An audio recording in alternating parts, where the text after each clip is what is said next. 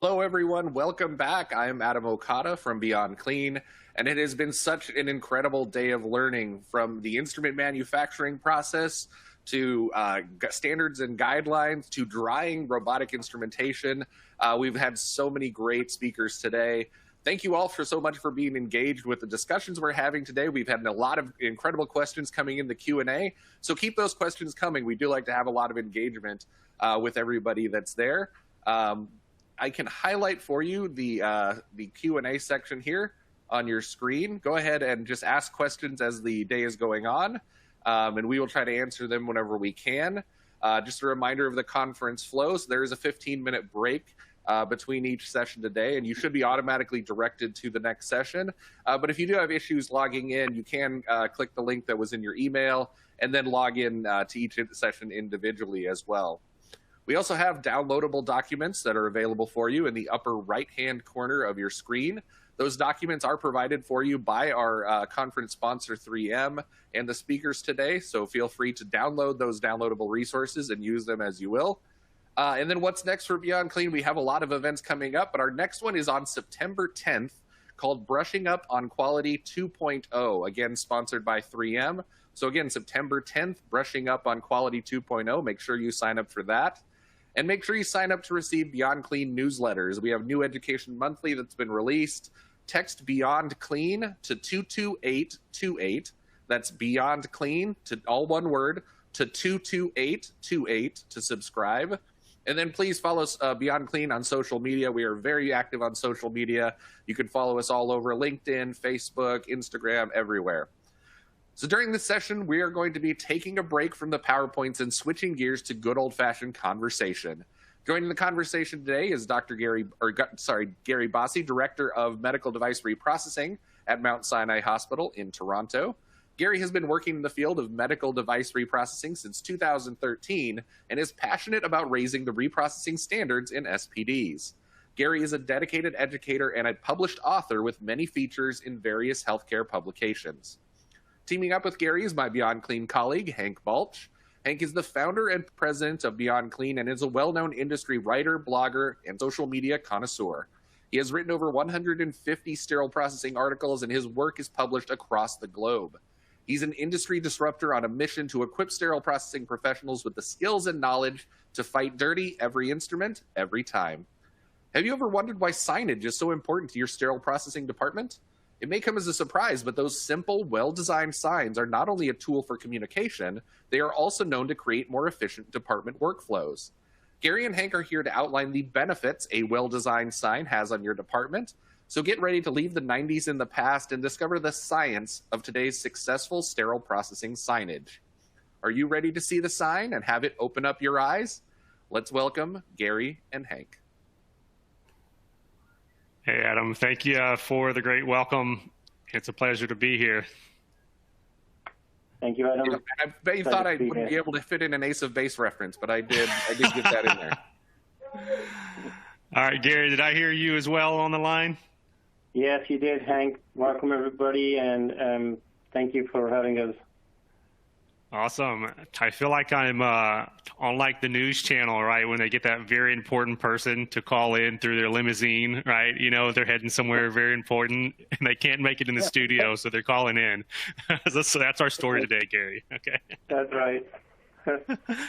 So for those of y'all who tune in to Beyond Clean and catch everything that we do, you've probably heard or remember that we interviewed Gary this past summer on the topic of signage through the podcast. And we had so many great conversations on the podcast and even like follow-up questions from the audience through that show. I really thought it would, to make a great session for this conference, to bring Gary back again and dive into more of the story around signage and the impact that it has on the department, on culture, on morale, on training, et cetera, et cetera, et cetera. As Adam mentioned in kind of the intro to this session, we're not going to have a PowerPoint. And so you get to look at me the entire time and this beautiful slide and then listen to Gary's great Canadian voice, right? throughout the session. There you go. Yeah. Hey, right. Well, I'm Texan / whatever type passport for the day. Yeah. So,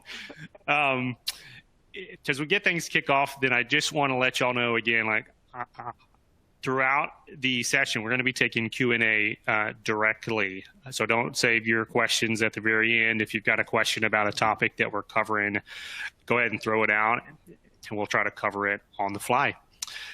So, Gary, as we get kicked off here a little bit, Adam gave a little bit of your background, but I would like you to give the folks who may not have tuned into your podcast episode a little background to your department, to the construction project that went on that led to this passion that you have created for good department signage. Kind of start us at the very beginning.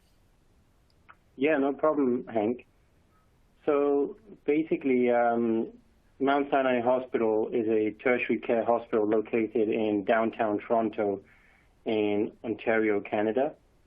And the specialty is really, it's a cancer care hospital, but we do a lot of complex orthopedics and ENT surgeries.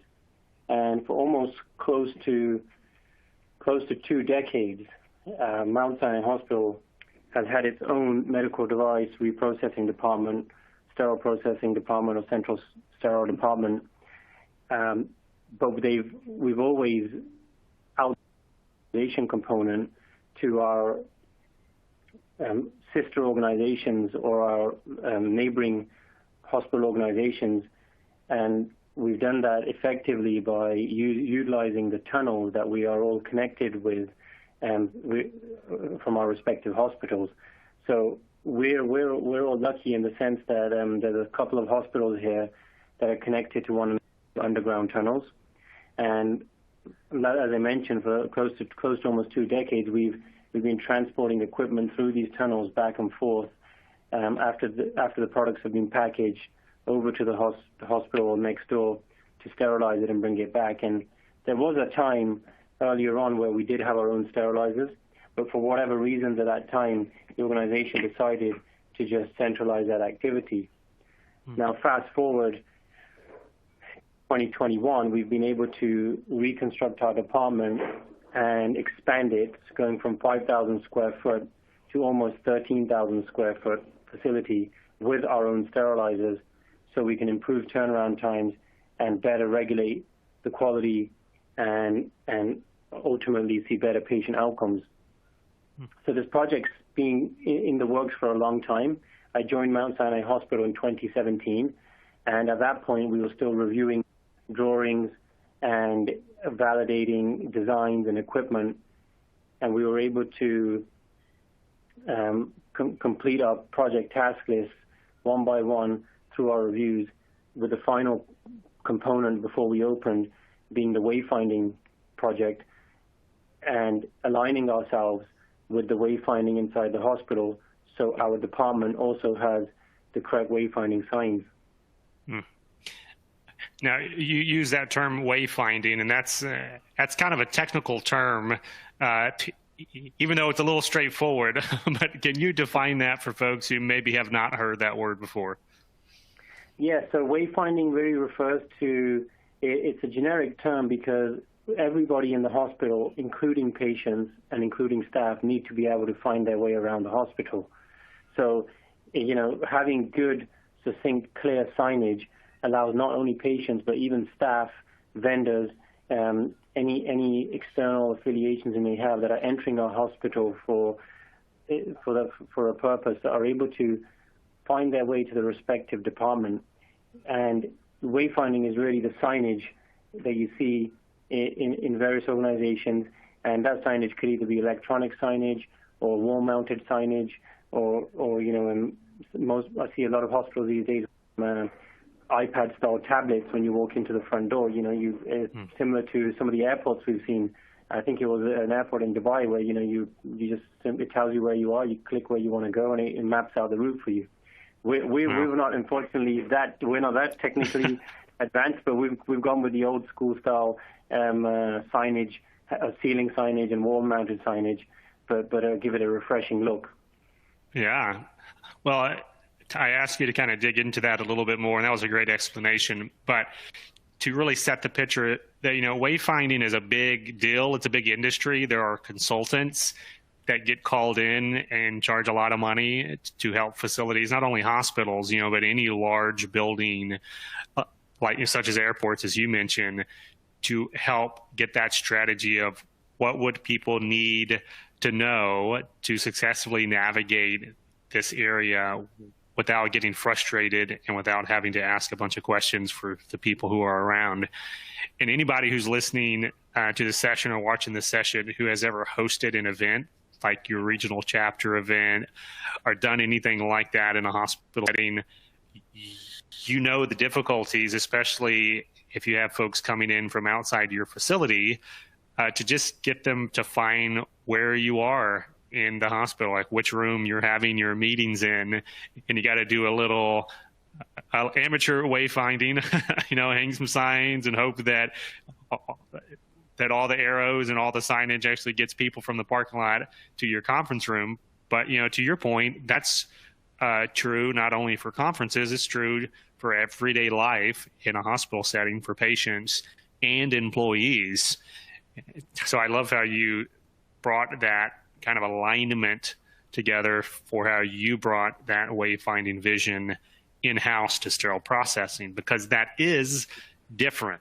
And that's one of the reasons that we brought you on the podcast to begin with. And again, that I wanted to do this session, because you don't hear a lot of department leaders today talking about wayfinding in your department. So I think you kind of alluded to this already, but how did you make that connection between the emphasis that the hospital was putting on signage and wayfinding? Like, what sparked that for you to say, yeah, we need to do this in our new department?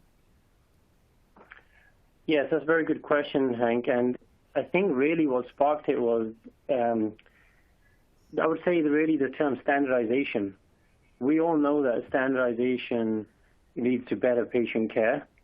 And we're a big believer of standardization in MDR, standardizing our instrument sets, standardizing, our consistency of our wash by using automated equipment.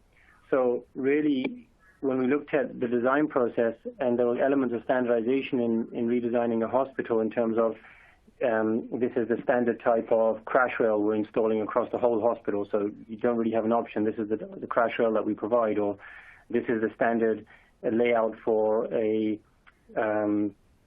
washroom. So we figured that, well, signage should also be standardized. Why would we want to have our own separate signage? Why not align ourselves with the hospital's signage nomenclature and style? So it's consistency across the board, from when you walk into the hospital to going inside a department, that the color, the font, the size, the type of signage is consistent. And so for folks who are listening to this, in a clinical setting, right? Because I know we have some folks who are tuning in probably from the manufacturer side just because they're curious. Perhaps they sell signage, or perhaps they sell equipment that could use some better signage. But in departments, we've all got signs, right? Like everyone has to put some sign on some door or some rack or some pieces of equipment to give some kind of information. But you're saying that the real emphasis and impetus for you to pay more attention to this came to that standardization piece, that you wanted your department to look and feel the same way that it would if you were using the hallway signage in the public hallways, or if you were seeing the signage across the operating room, for instance. That's right. And when we worked with a wayfinding team, we had an external consultant also as part of our project redevelopment. But what really sparked us, like I mentioned, Hank, was that when we created a sign, for example, for a door that said, restricted access only, that it wasn't that we had some option of some signs that were relevant to our department only, but there was already pre-made standardized signs such as restricted access only, which were being used across all other restricted access doors in the hospital. or hand hygiene station. So there was already an element of standardization built in, and we thought, well, let's jump on board with this organizational-wide wayfinding project and incorporate our reprocessing department in this. While we have the opportunity now, let's review the standards and figure out all the different types of signage that are required from a regulations perspective, hospital policy perspective, and industry standards perspective, so that when we open our department on our opening day view, that we're not forced to create a substantial amount of handwritten or the good old-fashioned paper printed and then laminated signs that we see. So we thought, let's get permanent fixed signs that we don't have to worry about falling down or retaping on the wall, and also we wanted to maintain that professional look to the department. We've got this great department that we waited for so long, and we didn't really want to see it. We didn't want to see the good old sterilization tape plastered across the wall with for different signs, especially when you work in many different types of reprocessing departments. You'll often notice where the picking desk is, where all the picking occurs. Certainly, the operators love to write down extensions for different operating rooms or different nurses, whatever it may be, and it gets very busy over there with everyone putting their own little notes and the famous card that our operators like to say from the biological test packs to be able to write a note on it and stick it up.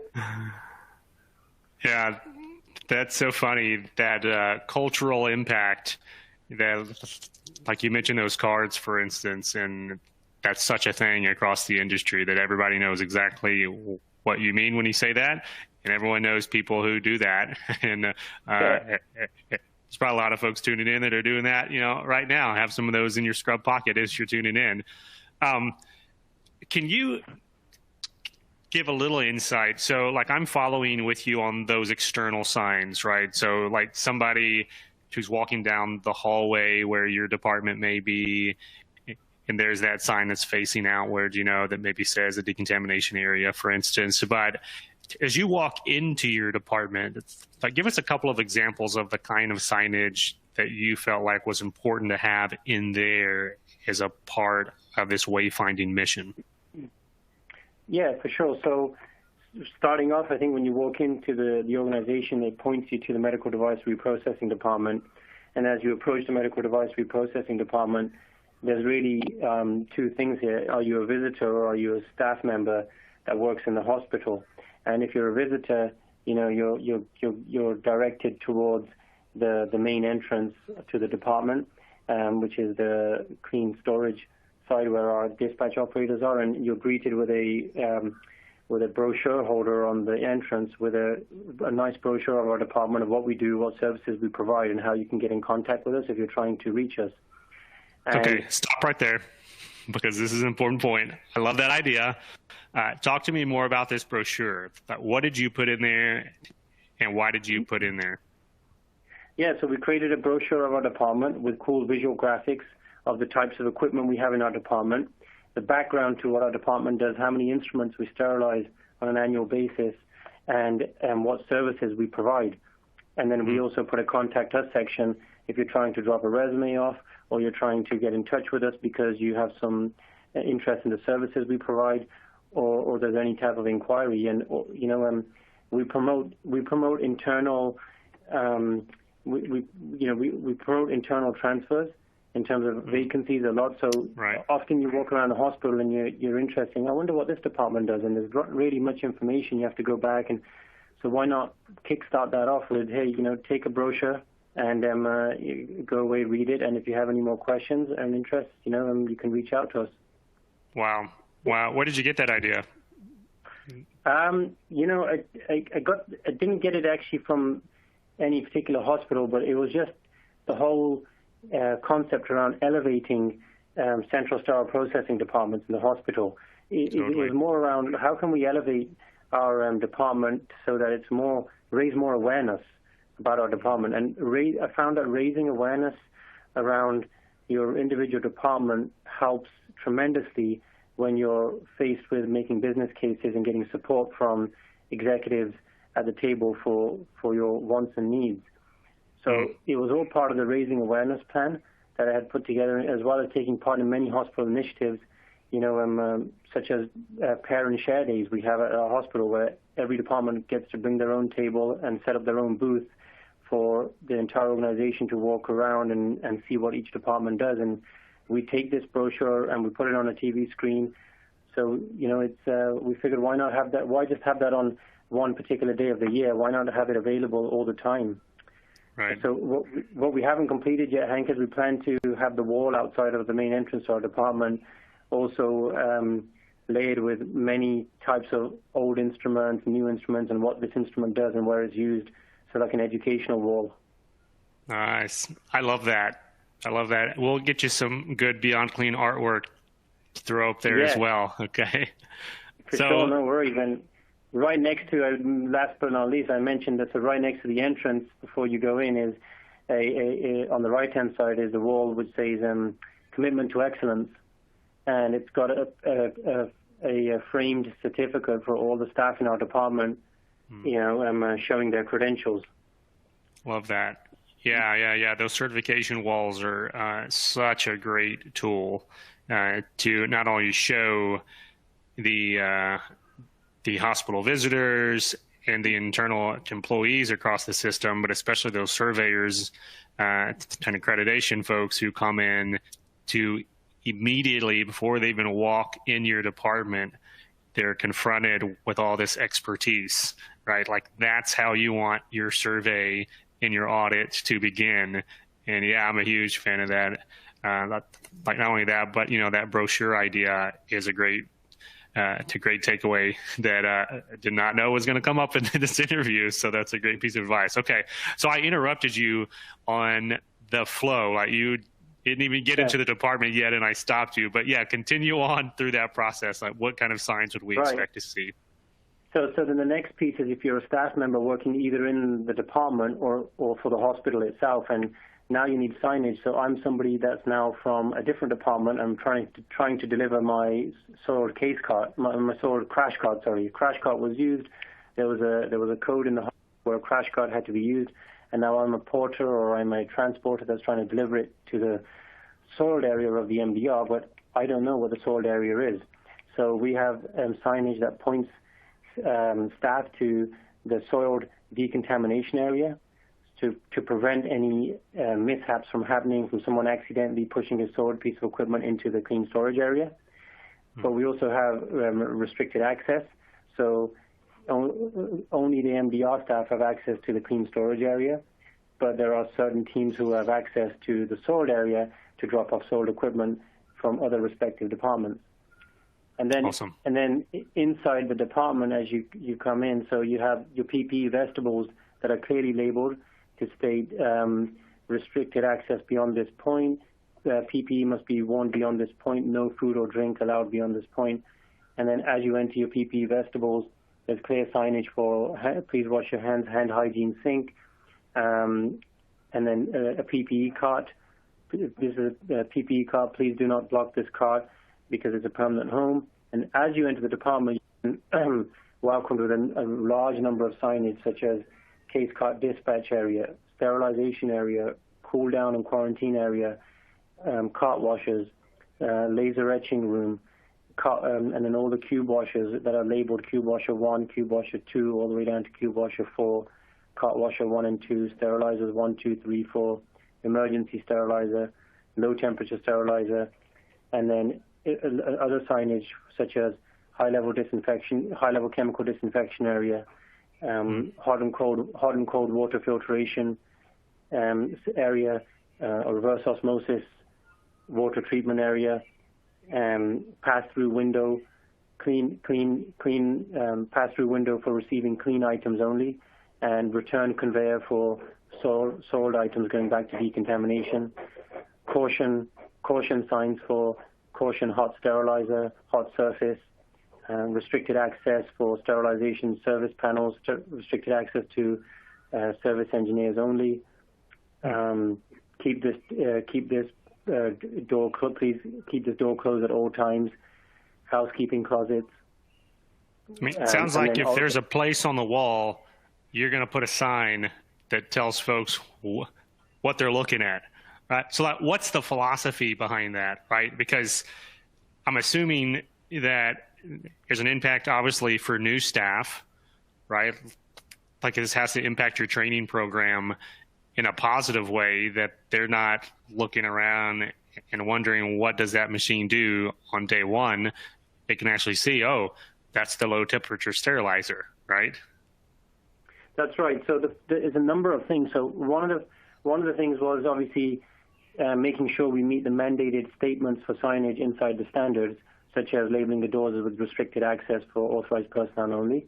And then the other piece was for wayfinding internally in the department for new employees and students.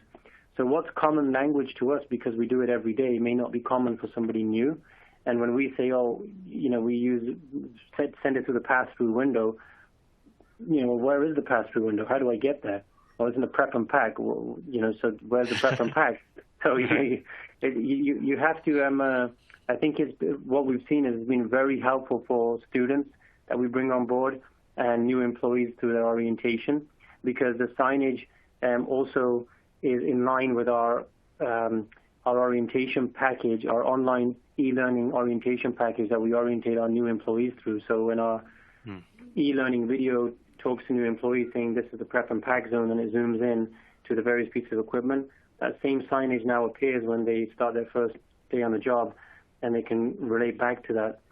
And then third but not least, Hank, it's important for personnel working in the department, but also personnel from other departments, such as housekeeping staff, who have a map of our department of which areas to clean in which order and which frequency.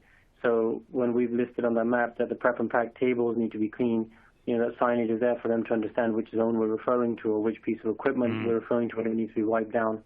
And then engineering staff and supervisors, it's a great tool, because when, a staff member reports that a piece of equipment is broken down, the next question is, well, what's the piece of equipment? And they say it's the washer. And then the next question is, well, which one? And then the response is the one in the middle. And then it's which one? When you have 4 washers on the wall, which one is the middle? Is it 2 or is it 3?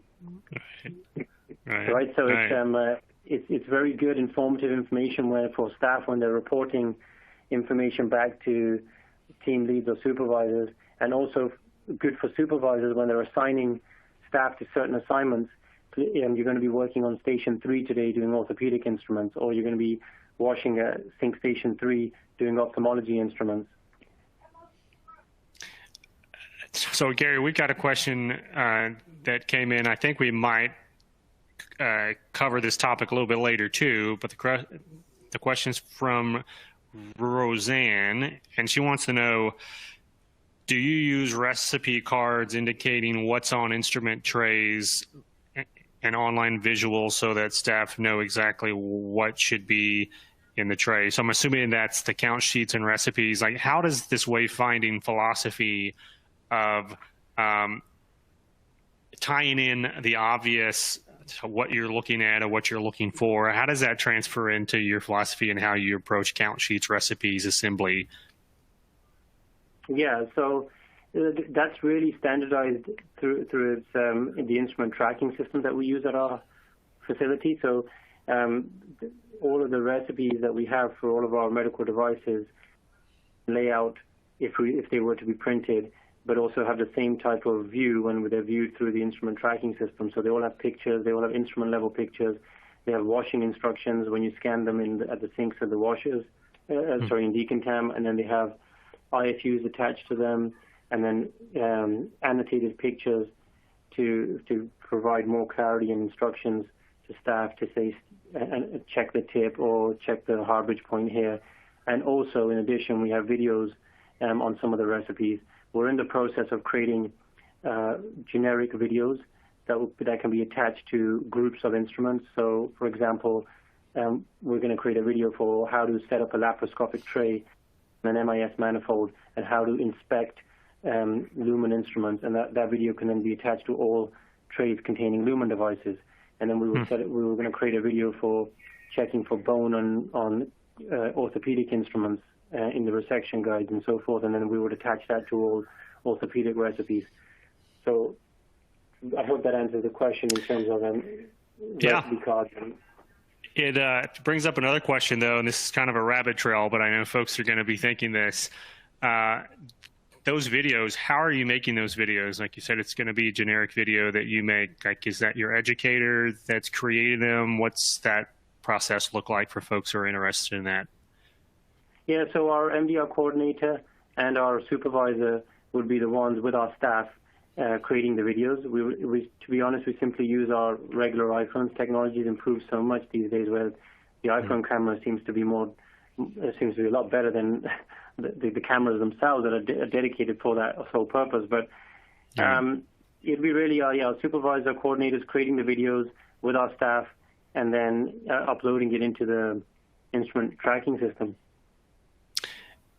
So, as the department leader, I'm assuming that you have given them time and space to do that, right? Because I know there's some coordinators and supervisors listening to the show thinking, like, how do they have time to do this? Like, I barely have time to clock in before I'm just clobbered with questions and challenges and issues and fires to put out in the day. And then this guy Gary is on this conference saying, oh, yeah, we're building these videos in, and we're going to attach these like secondary tools to really drive down and drill down into standardization on these trays. Like, how do you build in that time for your frontline leaders to do these kinds of second level like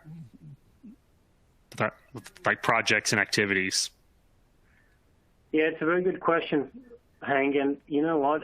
There's never really a time in a busy hospital where you have downtime to be able to do certain projects. Right. There's not ever a good time. Okay. So that's the first place we agree on. Okay. Yeah. You know, we're always busy, and whenever there's slowdowns, then the surgeons pick up and do their emergency surgery. So there's never really a slowdown for reprocessing departments. We're busy all year round, 24 hours around the clock. And one of the things I've always been a big believer of is that if you try to wait until everything's perfect before you roll out a project, you'll be there forever. You won't, there's a high chance that you won't never get that project completed.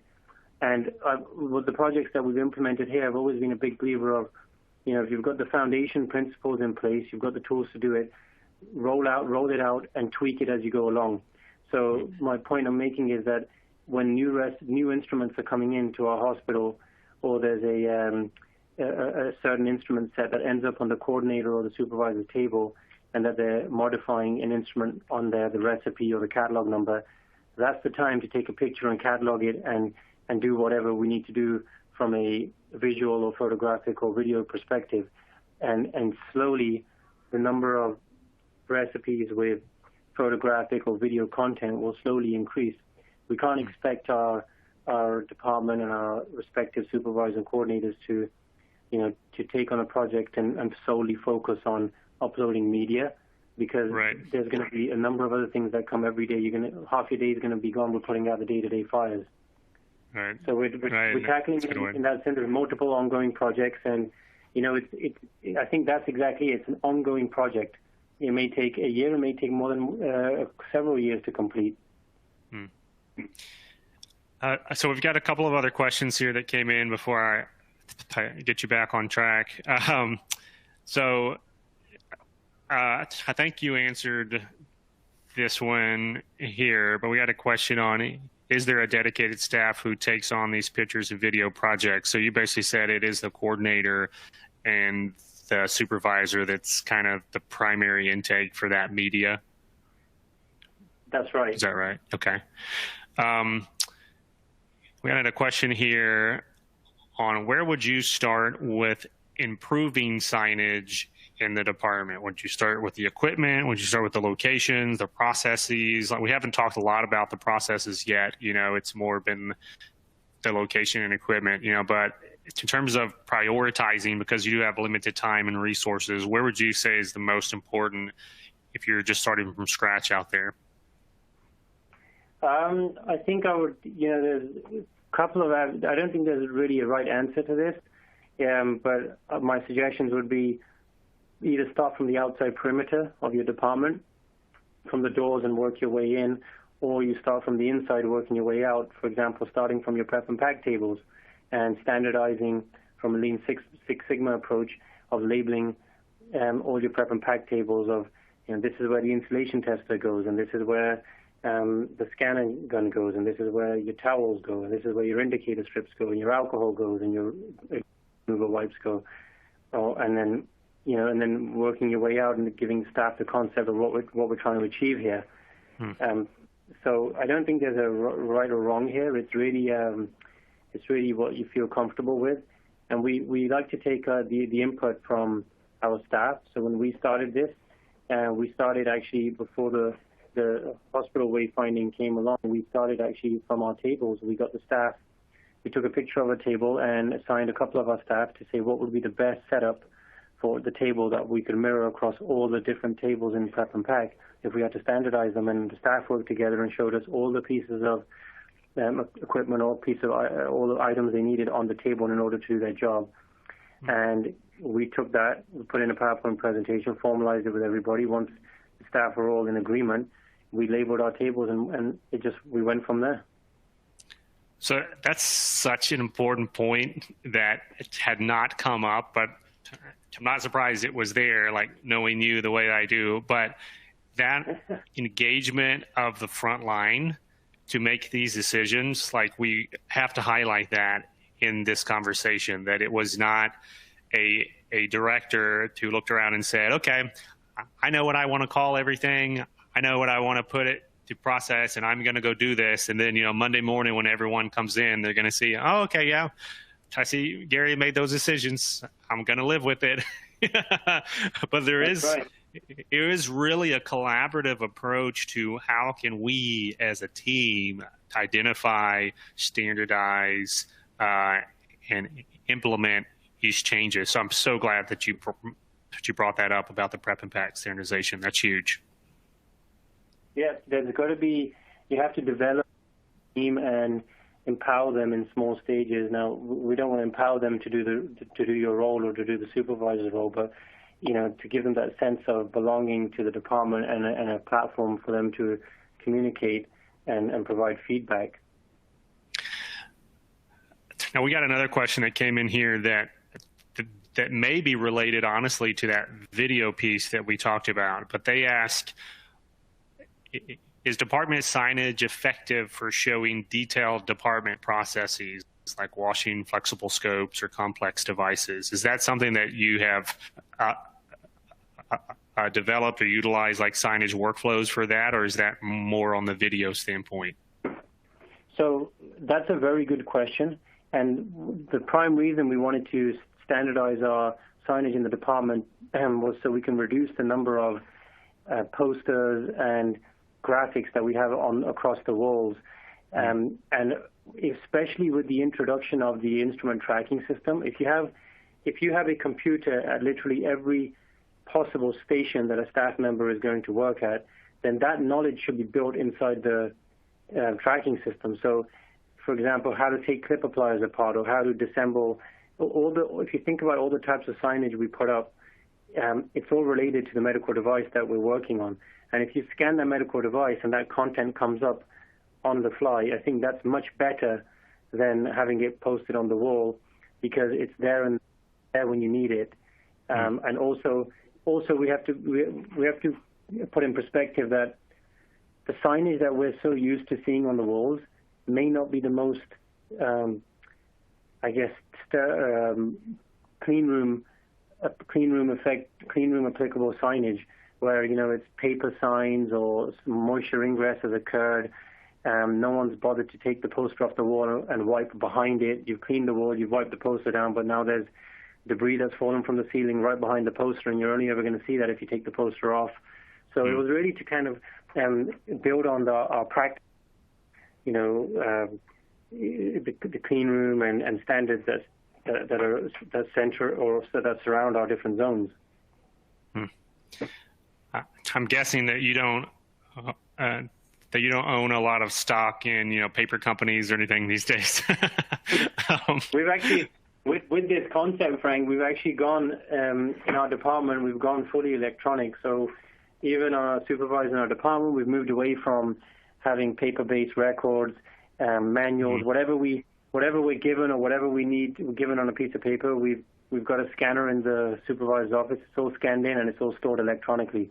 Now, sterilization records are pretty much the only one thing that we still keep a paper-based copy of and then store off-site. Okay. Yeah, well, that's a whole nother conversation that I think would be a fun one to have, is that kind of digital transformation of documentation. So on the question of signage, right, like we talked a lot about the high-level strategy and the philosophy, and you gave some very good examples of just the practical signs that you put out there. But we did have a question on like the details of the signs, right? So how did you determine your color scheme? Is there anything that you can share around that? The fonts, anything else on that practical kind of concrete takeaways for this session that folks can go back and say, okay, let me at least start here, right? So we know you're not going to be giving us the sign rules coming down from heaven, right? The perfect signs always. What was anything that you find out already like definitely works or definitely doesn't work or anything like that that you could share with us? Yeah, to be honest with you, I think the white font on a dark background is always a good color scheme that I see consistently across many different types of organizations, not only healthcare facilities. And I think, taking into consideration the type of material, vinyl material seems to work well, but then be cognizant of what you're applying onto sterilizers. If it's a hot surface, you don't want it to melt off. And then at the same time, it has to be wipeable. So all of those factors are taken into consideration. Font size and size of signage is taken into consideration by our wayfinding consultants who are really well-versed in that area and have studied it well enough to know that this is the average size font that you can see from the average size font that it should be placed here if you're viewing it from a certain distance. So I'm not no expert in those established guidelines, but I'm sure there's some criteria around that when you speak to signage experts. My involvement really was in making sure that it's IPAC compliant, the signage, that we're in line with, we're using the same type of color scheme that the hospital is using, which was really like what we did was like every floor and every unit was assigned like a certain color and on a gray background. And then, we just took that signage from outside of the departments and brought it inside of the department too, so it flowed the same way. And then, one of the things I've learned from, if I could do again, what was the hardest part was labeling the sterile storage area and the various aisles that we created. And it's always a difficult one because you hang it on the ceiling, and you end up blocking the light. The light that's on the ceiling tile that was supposed to be useful for the staff to be able to read and illuminate the labels and the aisles. So you have to be very careful on that's what you need to do, really kind of look into doing this while you're getting your design developed, because then you can position where the lights and everything are going. And then the other piece was you're in aisle 16 and you're trying to go navigate somewhere, but you can only see the sign based on where you're standing. So my ideal situation would be to have like a cubic or a three-dimensional sign of some sort that can be viewed from all angles, but it wasn't really feasible at this time. But maybe in the future, if I get the opportunity to design another department again, that would be something that I would look at, because our signs right now are double-sided, so it can be viewed from either in front of the sign or behind the sign. But if you're on the side of the sign, you need to navigate your way into the right position to be able to see it. So that's my luck. I'm always on the wrong side of the sign. Exactly. You walk all the way back out. Yeah. So a question that kind of came to my mind earlier when you were talking about the difference between the paper signs and that, the traditional lamination, which we've all done in sterile processing before, the big difference is budget, right? So talk to us about how you navigated that piece and that budget conversation, because I'm sure these signs were not as affordable as just a piece of paper and some lamination. So how did that go for you, and how did you get what you needed? That's right. So I was fortunate enough, Hank, that it was built into the budget of the reprocessing department redevelopment project. So each of the departments that were being redeveloped had an associated budget for wayfinding, because the design consultants and the whole organization both believe that it was an important concept, that wayfinding is crucial. And it wasn't necessarily that they thought it was crucial for the reprocessing department, because a number of units being redeveloped for patient areas, the rationale really stemmed from there, was that wayfinding inside a PACU area or a operating room or whatever it may be, a surgery suite, is important for patients to be able to find their way to the waiting room and things like that. So therefore they just assigned a budget across the board for all departments to allow for to improve our wayfinding. And what I will add on to that is that we also got some insert kind of signage made that you often see outside administrator offices door, where the name and the title is just posted inside this insert. And we got a couple of those made as extras, because we know that there was certain information that we did want to display that we didn't want necessarily just locked away in the tracking system, such as the cycles on the cart washer, what the various cycles are, and what they're used for, what their AO value, thermal coefficient value may be, and if it's a high-level disinfection or low-level disinfection. So we posted that type of information by printing it and inserting it into the sign holder ourselves for our cart washers, because we figured that was important information that, it's kind of like education that's there all the time when you're using the cart washer. It's not, and it gives us the ability to change it whenever we create a cycle or anything like that. So I'm curious, has there been any signage implications around your employee safety plan or your fire safety evacuation plan? Anything outside of the traditional, right? Because there's typically a signage that says this is how you get out of the department, right? But did you consider that, or did you innovate in that area anyway through this program? That signage is pretty much ingrained in the system. It's mandated to be there. Fire exits are labeled accordingly, and fire routes are established. So that's something that we don't really have input from. It's already dealt with by our fire health and safety team, and it's regulated, so we have to comply with that. So it was really more. But what I would like to add, though, is one thing that we have found is that, especially with equipment that we've labeled, when the equipment is serviced or repaired, a couple of signs have become damaged in the process of the service engineer repairing the washer or something like that, and they've had to be replaced. So great, it was built into the budget at the beginning of the project, but any future consecutive signs that may need to be replaced will come from our own respective budgets. Right. Or the budget of the department who broke it. Or the budget.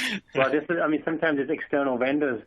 Right. And, it could be something like, for example, what we found was that we put the signage up on some of the stainless steel surrounds of the washers, on the panels above the washer. And when we did our deficiency walkthrough, we noticed some dents on some of these panels, which then allowed us to be able to get those panels replaced under warranty.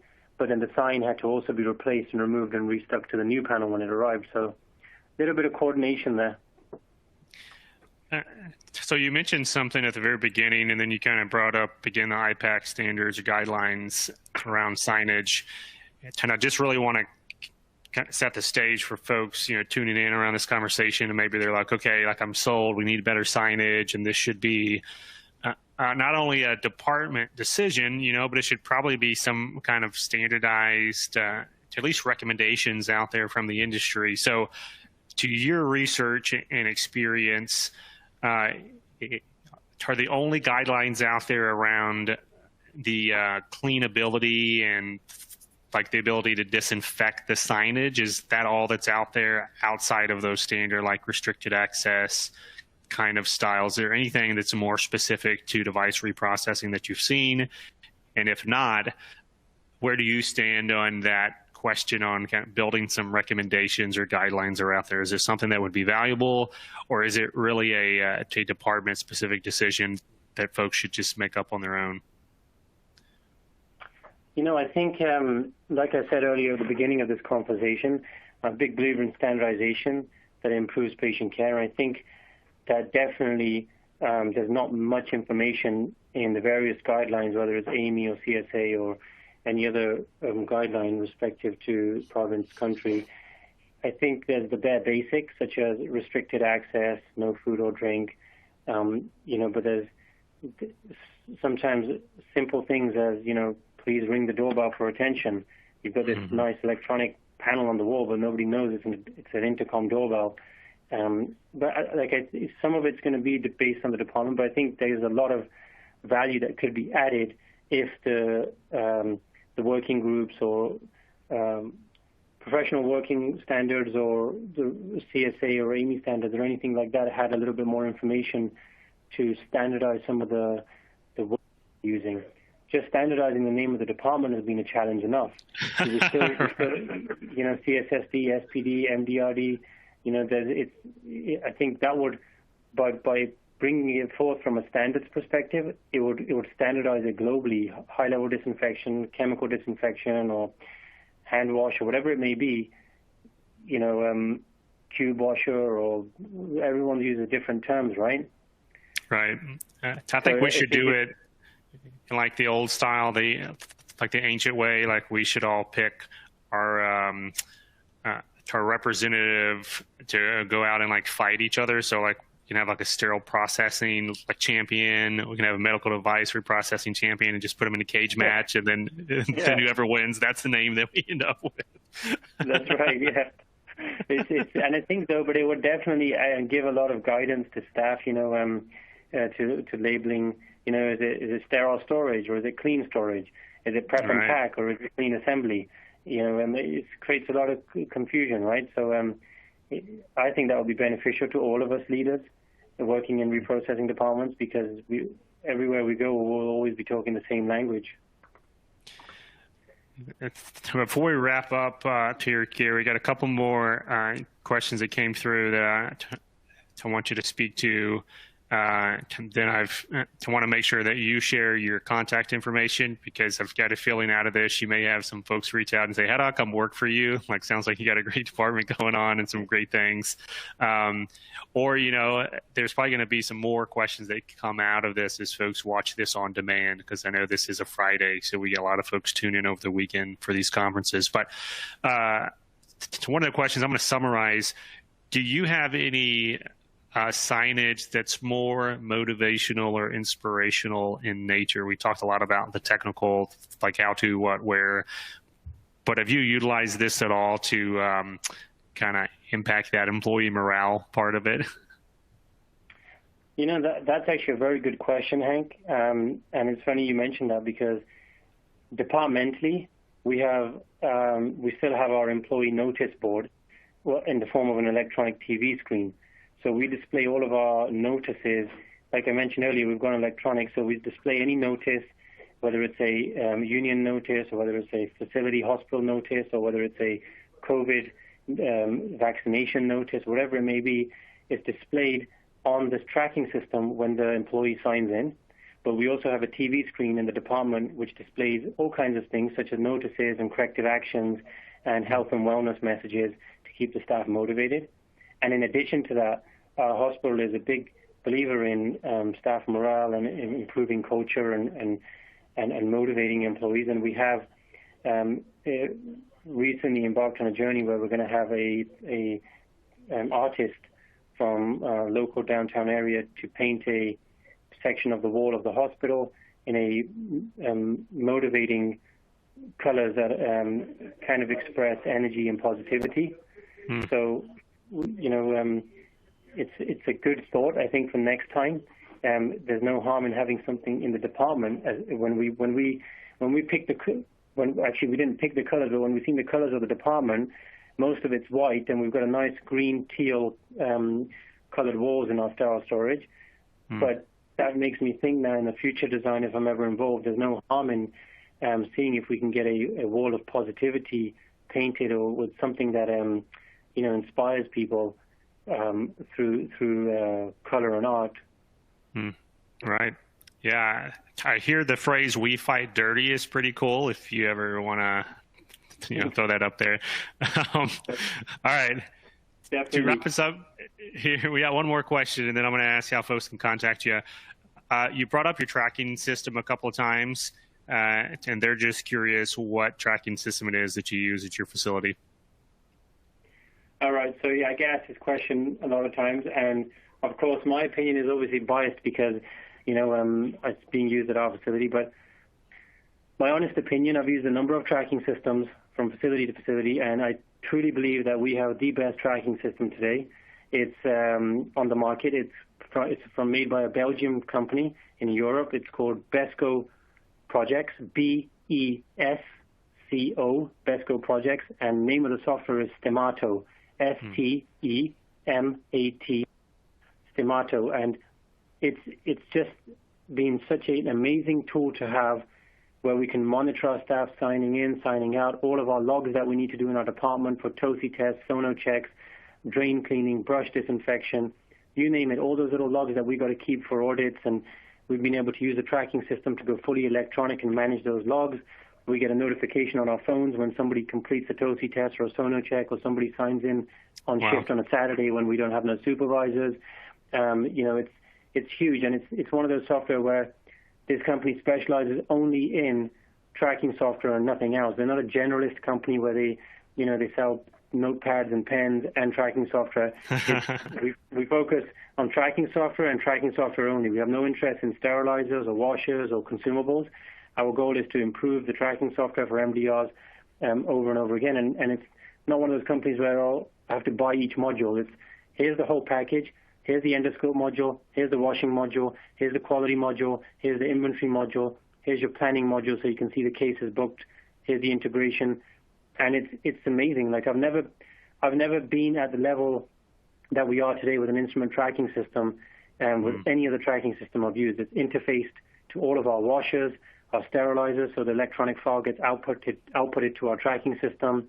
You talked earlier on about the ability to set up a picture station to take pictures of trays and things like that. Like it's a click. You've got a webcam installed on a computer. It asks you to place your tray there. You press take shot picture, and boom, it's saved. You can edit your pictures inside the tracking software, so you don't have to export them to Paint. It's based on Excel, so various tabs open. The reports are built in, so you don't have to use Microsoft BI outside of your tracking system to analyze data. It's just such a powerful tool. And the scanners that we use with our tracking system and the laser machine that we use with it is so robust that I've never seen an instrument scanner perform as fast as this. I mean, I've used instrument scanners in the past to scan unique barcodes on instruments, but the scanners that we use with our tracking system are incredibly fast and very accurate and reliable at picking up barcodes and things. I don't want to. So with that sales pitch, yeah. I know I don't want to tangent off the whole conversation, but perhaps another time we can book a session on tracking software, Hank. Yeah, no, you've given me a great idea to find a couple of folks who love their programs, to our users like yourselves, and to bring them all together with to represent the different programs they use, and really hash this conversation out. To see like what are the real distinctions and values between them, because it can be easy to just say, they're all the same, they all do the same thing. But then to hear you describe, some of those nuances, that's very, very interesting. Unfortunately, we are out of time. So as we bring Adam back in here, can you give the audience the best way to contact you if they want to reach out or have any other questions? Absolutely. So should I just vocalize it? Yeah, just tell them. Yep. Okay, sure. Anytime anybody wants to reach out to me, I have my link profile, Gary Bassi, and also in addition, you can email me your questions, Gary, GARRY .BASSI16@gmail.com, or alternatively, you can email me at gary.bassi@sinahealth.ca. And if you still have trouble connecting with me, you can always go through Beyond Clean, and they have my details. Yeah, we'll check you out. Thank you, Gary. That was a fantastic interview. Thank you. Yeah, thank you. I really enjoyed that. Thanks, everybody. Thank you, Gary and Hank, both of you guys, for such a great discussion. Truly eye-opening, great information, tangible takeaways on signage in the department. If you do have questions we were not able to get to, you can send Gary an email, or Gary and Hank an email. They will be glad to answer them. As a reminder, there is a short 15-minute break before the next session. We're glad you're here, and we'll see you back here shortly.